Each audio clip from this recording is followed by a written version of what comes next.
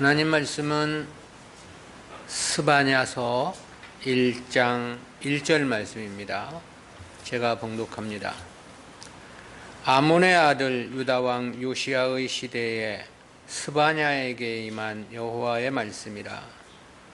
스바냐는 히스기야의 현손이요 아마랴의 증손이요 그다랴의 손자요 쿠시의 아들이었더라. 아멘.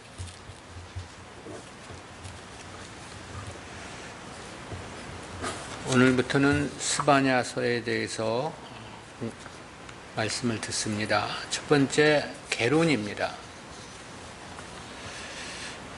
계론 첫 번째 제목인데요. 스바냐서는 소선지서 12권 가운데 9번째 해당하는 책입니다.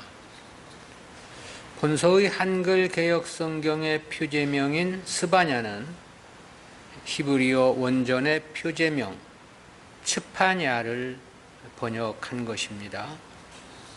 이는 다른 선지서들과 마찬가지로 본서 저자의 이름에서 유래되었습니다. 두 번째, 저자와 기록 연대입니다. 본서의 저자는 일반적으로 히스기야의 4대 손인 스바냐로 인정되고 있습니다. 그것은 본서 1장 1절에서 그와 같이 증거했기 때문입니다. 스바냐는 남유다 제16대 왕인 요시야 시대에 활약한 선지자로서 요시야 왕과는 숙질 사이였을 것으로 추정이 됩니다. 즉 스바냐가 요시야 왕의 조카였던 거죠. 왜냐하면 요시야는 히스기야 왕의 3대 손인 반면 스바냐는 4대 손으로 소개하고 있기 때문입니다. 그렇다면 스바냐는 왕족으로서 예루살렘에 거주하면서 왕궁 출입을 자유롭게 할 수 있었을 것이다. 그런 추정이 가능합니다. 때문에 요시야 왕의 종교 개혁 정책에 직간접적으로 많은 영향을 주었을 것으로 짐작되기도 합니다. 요시야 왕은 8세에 왕위에 오른 인물이죠. 그리고 16세에 여호와를 찾았다고 말씀하고 있고 24세에 우상 척결을 필두로 종교 개혁을 시작하게 되죠. 그러던 중 성전에서 율법책을 발견했고 그로 인하여 보다 더 대대적인 종교 개혁을 단행하게 됩니다. 그런데 이러한 일련의 모든 종교 개혁 조치가 모두 스바냐의 영향력 아래서 시행되었다고 보는 것이 일반적인 성경학자들의 견해입니다. 그러나 일부 비평학자들 가운데는 스바냐를 히스기야 왕의 4대 손으로 보지 않으려는 경향이 있습니다. 혹자는 스바냐의 부친 구시를 스바냐의 조부 그다랴가 므낫세 왕의 친아수르 정책에 반대해서 친애굽적 이름으로 지었을 것으로 생각을 합니다. 때문에 스바냐가 자신이 히브리인의 혈통임을 입증하기 위해 히스기야 왕과는 관계없는 자신의 4대조 히스기야의 이름을 밝힌 것이 아니냐 그렇게 주장을 하는데요. 그러니까 본문에서 언급된 히스기야는 히스기야 왕과는 동명이인이라고 주장을 하고 있는 거죠. 그 이후로는 왜 본서 1장 1절에서 히스기야를 왕이라고 표현하지 않았느냐는 의문을 제기합니다. 그렇지만 이들의 이러한 주장은 전혀 크게 논할 가치가 없다는 생각을 갖습니다. 왜냐하면 스바냐가 자신의 혈통이 히브리인임을 밝히고자 했다면 그의 조부까지만 밝혀도 충분하기 때문에 그렇습니다. 특별한 인물도 아닌데 4대 조상까지 밝힐 이유는 없다라는 거죠. 특히 히브리인들의 족보 기록 관습상 선지자, 제사장, 왕 등의 직분을 생략하는 경우는 흔히 있는 일이라는 사실에서 볼 때도 그렇습니다. 오히려 스바냐가 4대조까지 밝힌 것은 히스기야가 남유다의 13대 왕이었기 때문이었을 것이라는 것이 보다 설득력이 있는 주장입니다. 특히 히스기야 왕은 위대한 신앙의 인물이었다는 측면에서도 그의 후손이라는 사실을 부각시키려는 의도가 충분히 있지 않느냐, 그런 생각을 갖게 하기도 하죠. 한편 스바냐의 이름은 여호와께서 감추신 자, 그런 뜻입니다. 혹자는 이에 근거해서 스바냐가 므낫세 왕의 박해 시대에 태어났기에 그런 이름을 가졌을 것으로 추정하기도 합니다. 본서의 기록 시기는 요시야 시대입니다. 좀 더 구체적인 기록 시기에 대해서는 요시야의 본격적인 종교개혁이 시작되었던 BC 622년 이전과 이후로 보는 두 견해가 있습니다. 두 견해 중에 BC 622년 이후로 보는 견해의 이유는 세 가지를 말하던데요. 첫 번째는 신명기 법전이 분실되었다가 성전 수리 중 발견되었는데 그 내용이 본서에 반영되었다는 점을 들고 있고요. 두 번째는 장성한 왕자들이 있었다는 점을 들고 있기도 하고요. 세 번째는 바알에 남아있는 것이 종교개혁 이후 몰락한 바알 숭배자들의 잔당들을 가리킨다는 점 등을 근거로 제시합니다. 그런데 반대로 BC 622년 이전으로 보는 견해는 다음과 같은 견해를 제시합니다. 첫 번째는 스바냐의 우상 숭배 질책은 종교개혁 이전에 있었을 것이라는 점을 근거로 제시하고요. 두 번째는 남유다 백성의 여호와 하나님에 대한 모독은 종교개혁 이전에만 가능했다는 점을 근거로 제시합니다. 세 번째는 왕자로 대변되는 방백들과 잡족들의 방종은 요시야 왕이 나이 어렸던 시기에서만 가능했던 점을 제시하고 있습니다. 이 두 가지 견해 가운데 학자들은 BC 622년 이전으로 보는 것이 일반적입니다. 그 이유에 대해서는 세 가지를 말했는데요. 첫 번째는 신명기와 본서의 연관성이 일반적이라는 점 때문이고요. 두 번째는 왕자라는 명칭은 왕의 친척에게도 쓰인다는 점이고요. 세 번째는 종교개혁 이후 예루살렘에 바알 잔당이 없었다는 이유에서입니다. 따라서 본서는 요시야 왕의 종교개혁이 시작되기 이전인 BC 630년경에 쓰였을 것으로 봅니다. 그것은 무엇보다 요시야의 종교개혁 정책에 스바냐가 지대한 영향을 주었을 것으로 보기 때문입니다. 세 번째는 신학적인 지필 동기와 배경입니다. 스바냐 선지자가 본격적인 예언 활동을 한 것은 남유다 16대 왕 요시야가 종교개혁을 개시했던 BC 622년 이전이었다고 했습니다. 당시 남유다는 정치적으로 아수르 제국의 속국 상태에 있었습니다. 이러한 아수르의 영향력은 요시야의 선왕인 제14대 므낫세 왕 때부터 계속된 것이었습니다. 따라서 므낫세, 아몬, 그리고 요시야 즉위 초까지 남유다는 아수르 제국의 비위를 맞추기 위해 그들에게 조공을 바치며 살아야 했습니다. 아울러 아수르인들이 섬겼던 우상들을 대거 들여와 우상 숭배 등 실로 정치적, 종교적으로 암흑기를 지내고 있었던 때였습니다.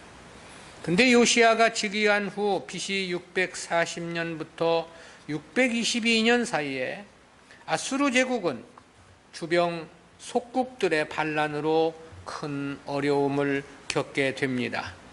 더욱이 이 시기에 아수르 북방 곧 남부 러시아에서 발행하여 근동 지역으로 이주해 오던 수구디아인들의 공격은 아수르에게 큰 타격이 아닐 수 없었습니다.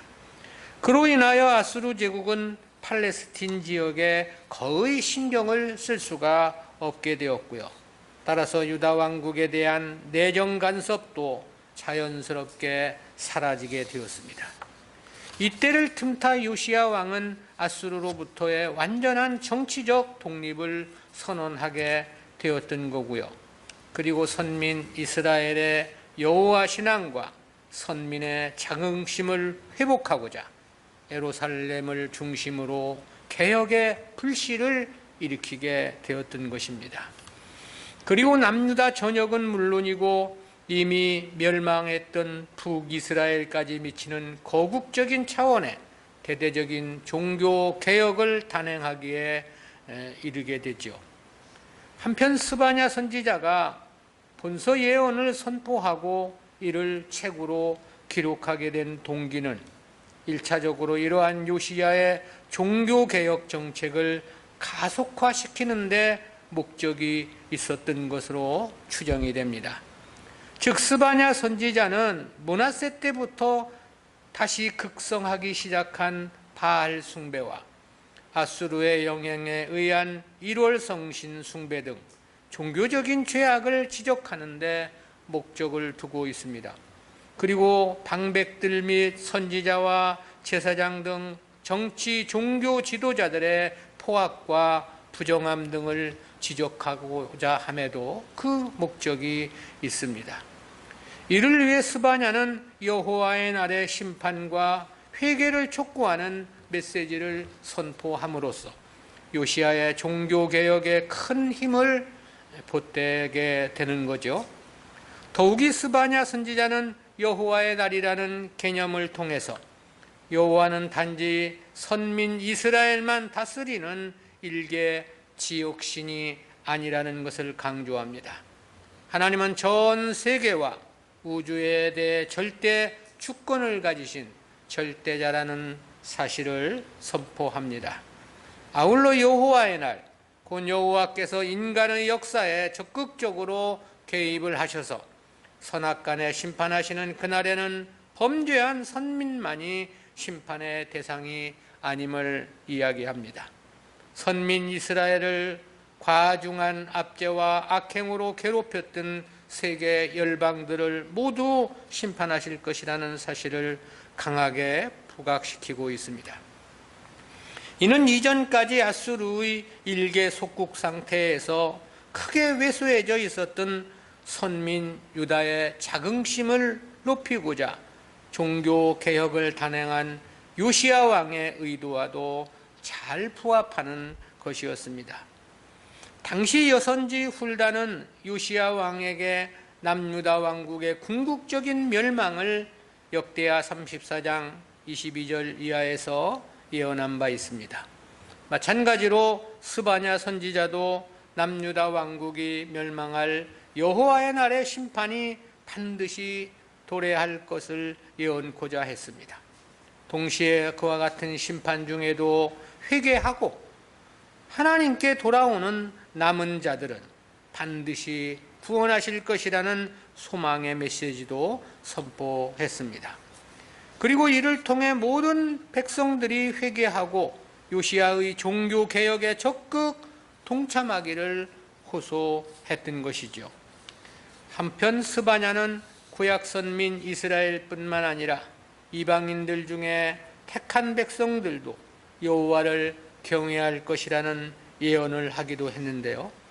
이러한 예언을 통해 예수 그리스도로 말미암아 도래할 범세계적인 구속사의 확장의 비전을 제시했다라는 거죠. 아울러 이와 같은 메시지에는 장차 임할 하나님의 종말론적 심판을 경고하는 의미도 함축되어 있습니다. 따라서 본서는 오고 오는 모든 세대에게 하나님의 심판을 피할 수 있는 유일한 길을 제시해 주는 역할을 하기도 합니다. 즉 하나님 앞에 나와 자신들의 죄악을 회개하는 것만이 하나님의 심판을 피하는 유일한 길임을 제시하고 있는 것입니다. 아울러 장차 이방인들이 하나님의 은혜로 구원을 받고 하나님을 경외할 것을 예언하므로 예수 그리스도의 사역으로 확장될 범세계적인 구원 역사를 전하고자 본서를 기록한 것입니다. 네 번째는 스바냐서의 내용 전개입니다. 본서는 임박한 여호와의 날에 있을 심판의 양면성을 제시하고 있는데요. 즉 불의한 자에 대한 징벌과 의인에 대한 구원과 회복 예언을 동시에 전하고 있다라는 거죠.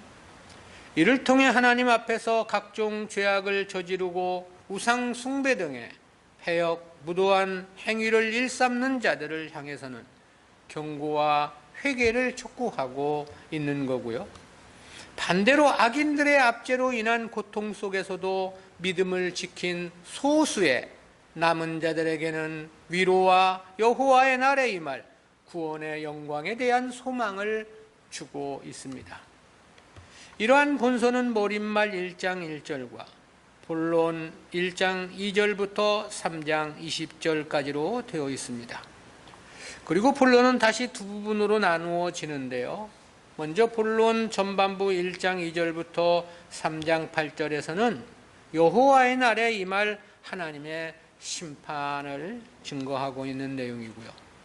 본론 후반부 3장 9절부터 20절까지는 여호와의 날에 임할 남은 자에 대한 구원의 은총을 보도한 내용입니다. 이러한 본서의 내용을 보다 구체적으로 살펴보면 다음과 같습니다. 첫 번째는 머릿말인데요. 1장 1절이죠. 본서는 구약 선지서의 전형적인 머릿말 양식을 따르고 있습니다. 따라서 여기서의 본서의 저자 및 스바냐가 활동하던 시대적 배경, 그리고 본서 예언의 신적 기원 등을 밝히고 있습니다. 특히 여기서 선지자는 자신의 족보를 4대조 히스기야 왕까지 밝힘으로써 자신이 다윗 가문으로서 유다 왕의 후예임을 부각시키고 있습니다. 두 번째는 여호와의 날에 있을 심판 예언입니다. 여기서 스바냐는 먼저 여호와의 날, 곧 세상 끝날에 임할 하나님의 전 우주적인 최후 대심판을 선포합니다. 이어 남유다 및 예루살렘의 죄와 하나님 및 그의 택한 백성을 대적한 열방들에 대한 심판을 동시에 선포합니다. 특별히 남유다 및 열방에 대한 심판에 앞서 하나님의 전 우주적인 최후 대심판을 먼저 선포했는데요. 그것은 여호와는 선민 이스라엘만의 하나님이 아니라 전 세계 만민을 선악간에 심판하실 수 있는 절대자임을 강조하기 위함입니다. 아울러 여호와께 돌아와 회개할 때 참 구원이 있음을 보여주기 위함인 것입니다. 한편 스바냐는 남유다 및 열방에 대한 심판을 선포하면서도 아직 회개의 기회가 남아있음을 이야기합니다. 그리고 이방인 중에서도 남은 자가 있어서 하나님을 경배하게 될 것을 예언하기도 하고요.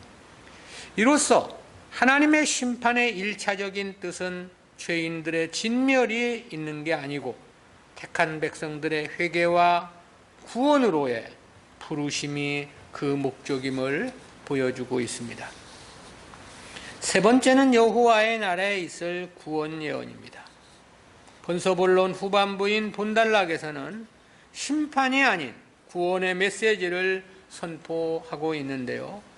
즉 본단락은 여호와의 날에 이루어질 이방 및 선민 이스라엘의 남은 자에 대한 구원을 중점적으로 다루고 있습니다. 아울러 선민 이스라엘의 회복의 기쁨을 예언적으로 선포했는데요. 이러한 본단락의 예언은 1차적으로는 선민 이스라엘의 바벨론 포로 귀환을 예언한 것이라고 말할 수 있겠습니다. 그러나 보다 궁극적으로는 새롭게 시작될 신약시대라는 새로운 영적 이스라엘에 관한 예언입니다. 왜냐하면 본 단락에는 이방의 남은 자에 대한 구원 언급이 함께 제시되고 있기 때문인 거죠. 특별히 여기서 우리는 선민 이스라엘의 회복 예언에 앞서 이방의 남은 자에 대한 구원 예언이 먼저 언급된 사실에 주목하게 됩니다. 이는 종말의 때에 육적 이스라엘보다 이방의 남은 자들이 먼저 주께 돌아와 이스라엘의 남은 자의 구원에 이바지하게 될 것을 암시해 주고 있기 때문입니다.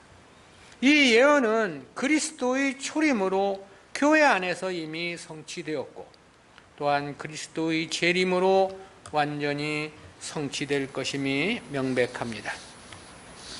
다섯 번째는 스바냐서의 주제들입니다. 주지하다시피 본서의 주요 주제는 여호와의 날에 임할 악한 자들에 대한 하나님의 심판과 남은 자에 대한 하나님의 구원 메시지입니다. 이러한 주요 주제를 중심으로 해서 본서는 다음과 같은 네 가지 기본 주제들을 내포하고 있는데요. 첫 번째는 죄에 대한 하나님의 심판의 필연성입니다. 거룩하시고 공의로우신 하나님은 죄를 미워하시며 죄에 대해서는 반드시 심판하신다는 사실이죠. 따라서 비록 택함을 받은 하나님 백성이라 할지라도 하나님의 말씀을 거슬려 죄를 범하고 불의를 행할 때는 그에 상응하는 보응은 반드시 받게 되어 있다는 거죠. 이 부분은 성도가 절대 가볍게 생각해서는 안 되는 일입니다. 오늘 당장 아무런 일이 없다 하여 적당히 해서는 안 된다는 거죠.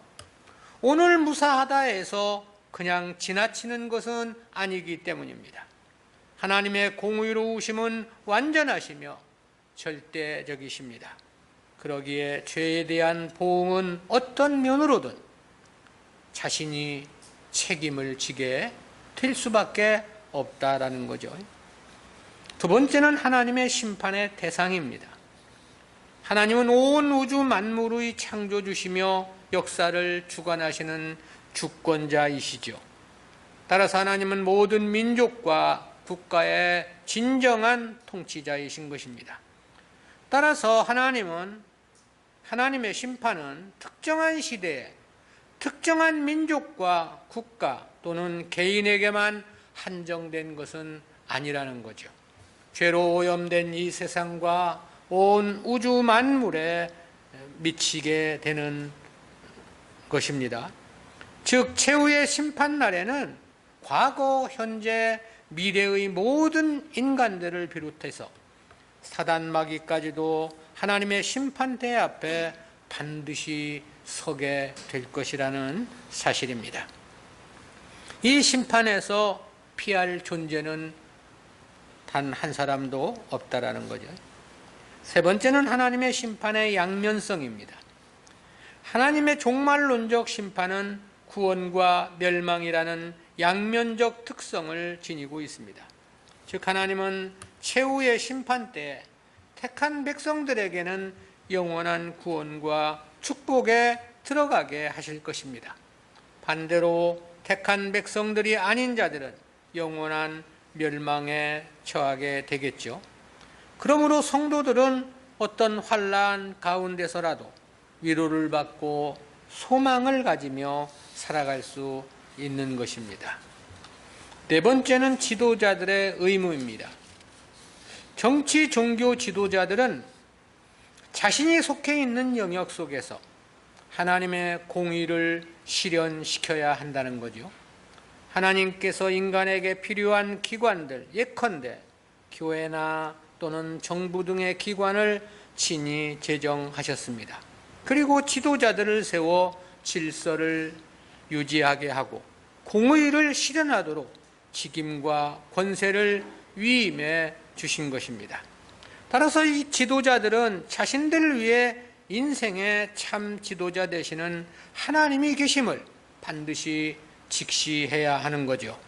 그리고 자신의 권위보다 그분의 권위가 더 높고 크다는 것도 반드시 인정해야 합니다. 아울러 겸손히 행하며 하나님의 공의를 이 땅에 실현하기 위해 최선을 다해야 합니다. 그렇지 못한 지도자는 더 큰 하나님의 심판을 받을 수밖에 없기 때문입니다. 이에 대해서 주님은 그렇게 말씀하신 바가 있죠. 누가복음 12장 48절입니다. 알지 못하고 맞을 일을 행한 종은 적게 맞으리라. 무릇 많이 받은 자에게는 많이 찾을 것이요 많이 맡은 자에게는 많이 달라 할 것이니라. 여섯 번째는 스바냐서에 나타난 그리스도입니다. 소선지서들에 있어서 그 내용과 형식은 어느 하나도 같은 것이 없고 실로 다양합니다. 그러나 그 근본적인 주제나 목적은 모두 주님의 구속사역을 통한 죄인의 구원 하나로 축약이 됩니다. 즉 선지서들도 다른 성경들과 마찬가지로 주님의 구속사역에 의한 성도의 구원이라는 연속적이고도 통일된 주제의 여러 측면과 그 전개의 역사를 다양하게 보여주는 책이라고 말할 수 있습니다. 이런 관점에서 본서에서는 직접적인 그리스도에 대한 명확한 예언이나 예표는 찾아볼 수 없지만 예수 그리스도와 연관된 진리를 찾아보면 세 가지를 생각해 볼 수 있습니다. 첫 번째는 교회의 머리가 되시는 그리스도입니다. 스바냐는 이방의 심판 가운데서도 남은 자가 있을 것을 예언하면서 그들이 각기 처소에서 하나님께 경배를 드릴 것을 예언을 했습니다. 이는 예수 그리스도의 구속함을 입은 하나님의 백성들이 세계 각처에서 하나님을 예배하게 될 신약교회의 모습을 예언한 것이라 말할 수 있습니다. 두 번째는 성결케 하시는 그리스도입니다.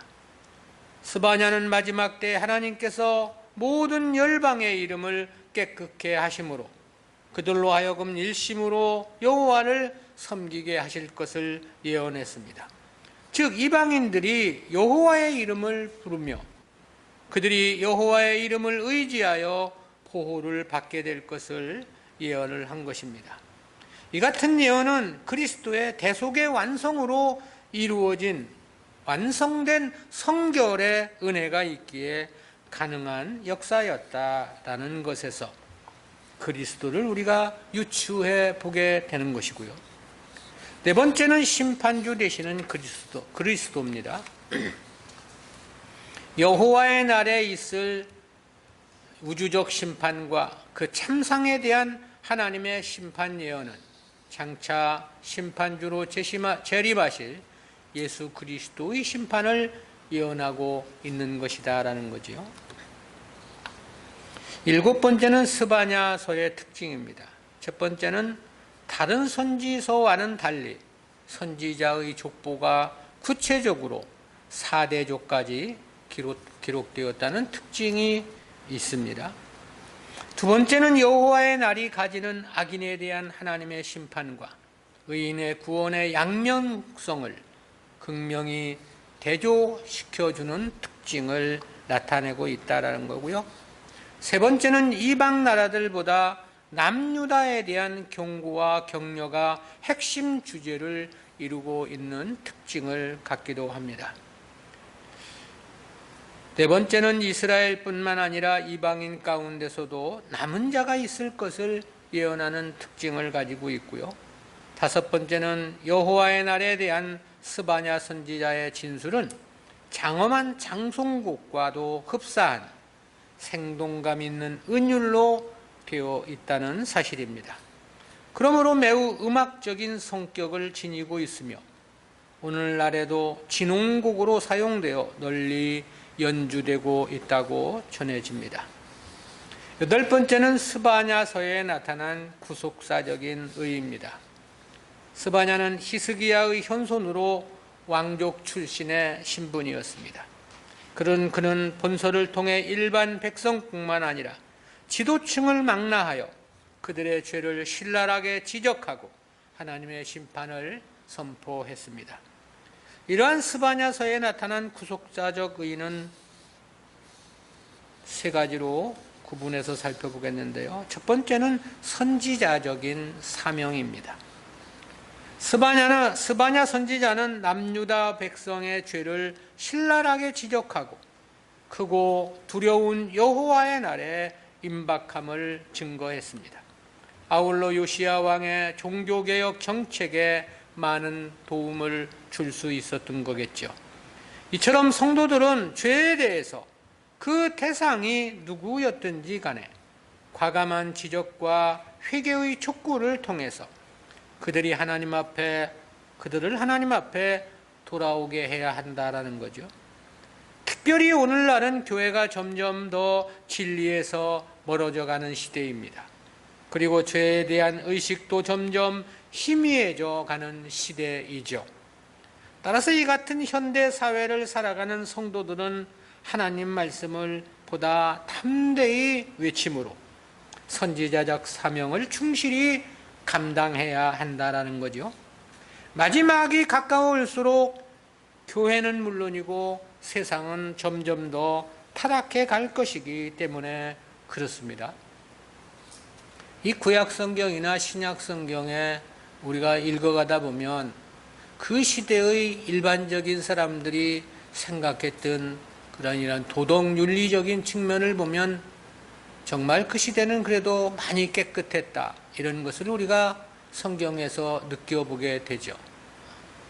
이방을 돌아다니면서도 그래도 양심을 통해서 이루어지는 윤리도덕이 그야말로 매우 깨끗했다는 것을 느끼고, 우리 어릴 때 이 시대와 지금 이 시대를 비교해 보아도 정말 이 사회는 많이 약해졌습니다. 정말 도둑놈들이 더 큰 소리를 치는 시대가 되어져 버린 거예요. 어떻게 해서 세상은 이처럼 악해지고 더러워지는가? 그것은 인간들이 사실은 교회가 타락해 가니까 세상은 더더욱 그럴 수밖에 없다는 생각을 해보게 되는데요.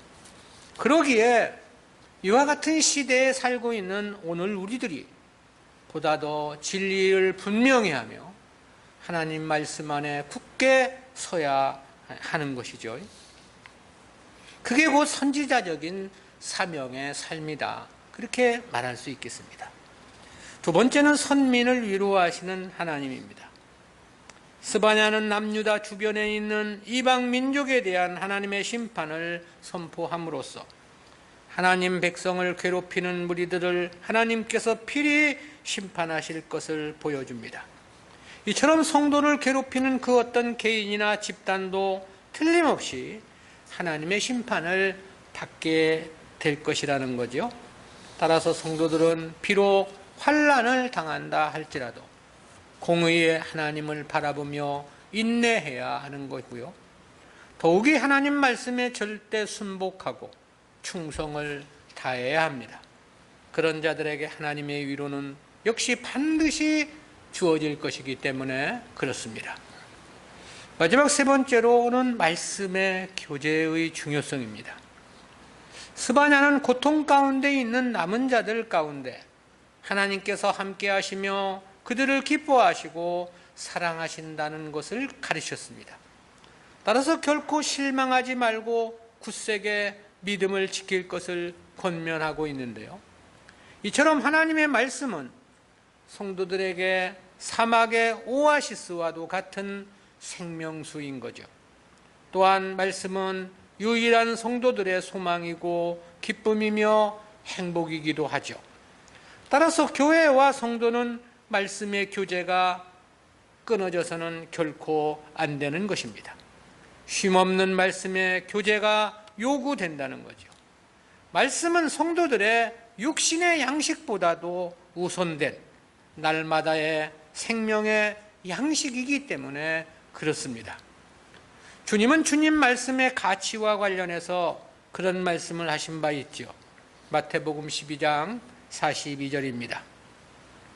심판때 남방 여왕이 일어나 이 세대 사람을 정죄하리니 이는 그가 솔로몬의 지혜로운 말을 들으려고 땅끝에서 왔음이오니와 솔로몬보다 더 큰 이가 여기 있느니라.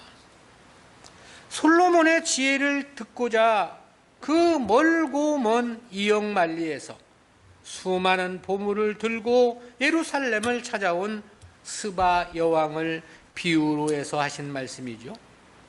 사람의 지혜를 듣기 위해서도 그 많은 보물을 들고 그 멀고 먼 예루살렘을 찾아왔는데, 당시 유다 백성들은 주님의 말씀조차도 듣지 않았다는 것을 지적하고 있는 것이거든요. 버림을 받아 마땅한 이스라엘을 지적함이라고 말할 수 있습니다. 오늘날 사람들도 역시 마찬가지입니다. 세상 지식을 얻기 위해서는 수많은 시간과 재물들을 투자하지 않습니까? 초등학교 6년, 중학교 3년, 고등학교 3년, 대학교 4년, 총 16년은 거의 기본적으로 투자되는 세월들입니다. 그걸로 끝나는 것이 또 사실 아니죠. 그러나 하나님 말씀을 듣기 위해서는 일주일에 2-3시간을 투자하는 것에도 우리가 인색하지 않느냐라는 것입니다. 그런데 이것이 세상 사람들이 그렇다면 그것은 당연하다고 말할 수 있겠습니다. 그러나 하나님 백성의 삶이 그렇다면 그것은 그야말로 희망이 없다고 말할 수밖에 없겠지요. 왜냐하면 하나님 백성들의 삶의 희망은 하나님뿐이기 때문에 그렇습니다. 주님 말씀은 육신의 양식보다도 1000배, 10,000배 더 소중한 성도들의 영적 양식이기 때문에 그렇습니다. 하나님의 말씀이고 영생하는 생명의 말씀이기 때문이다라는 사실인 것이죠. 우리가 하나님의 말씀을 듣는 것을 가볍게 취급해서는 안 되고 마음과 뜻을 다해야 한다, 그런 생각을 갖습니다. 기도합니다. 사랑의 하나님, 은혜 감사합니다.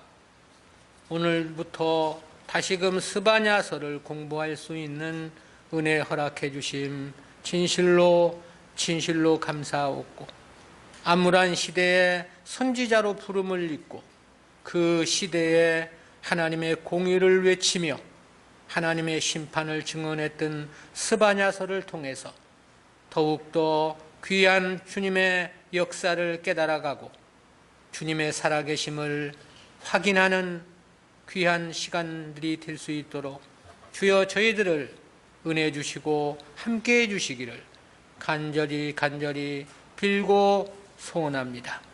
늘 하나님의 말씀을 사모하며 그 말씀을 따라 살아가기를 간절히 소망하는 저희 모두가 되어질 수 있도록 주여 인도해 주시며 함께 주시옵소서.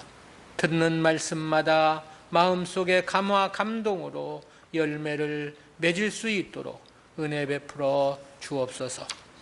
감사드리옵고 예수님의 이름으로 기도드리옵나이다. 아멘.